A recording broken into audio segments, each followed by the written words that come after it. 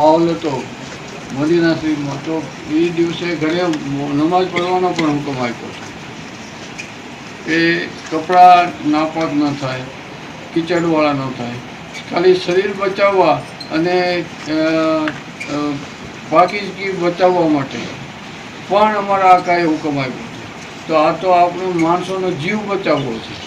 તો જીવ બચાવવા માટે પણ આપણે આ વસ્તુનો અમલ કરીએ, ઘરોમાં જ રહીએ, મસ્જિદો નમાજો પણ આપણા ઘરોમાં પડીએ અને બહાર આ થોડા દિવસ જાળવી લઈએ.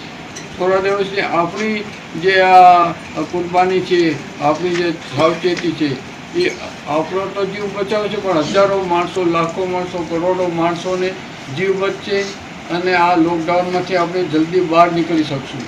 અને લોકો લોકડાઉનમાં બહાર નીકળશું તો લોકો આ રોજી ધંધા વગરના રહે છે, ખાવા પીવા વગરની જે તકલીફો થાય છે, એનાથી આપણે એને પણ બચાવી શકશું.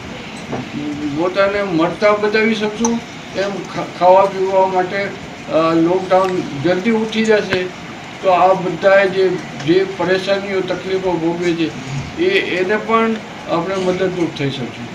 તો એક માનવ તરીકે, એક મુસલમાન તરીકે આપણી આ ફરજ છે કે બને ઘરમાં જ રહી અને સરકારી જે કાંઈ આદેશો છે એની ઉપર અમલ પણ કરીએ.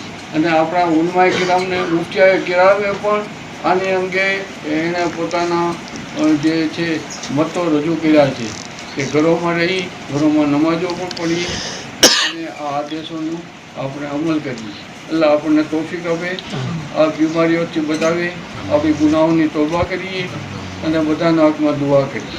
અને બને એટલો બીજા જેને અલ્લાહે જેને આપ્યું છે એને, જે ગરીબ માણસો છે એને ઉપયોગી થાય, બધા માટે અલ્લાહની બધી મખલૂક છે, બધાને ઉપયોગી થાય. અલ્લાહ આપણને તોફીક આપે.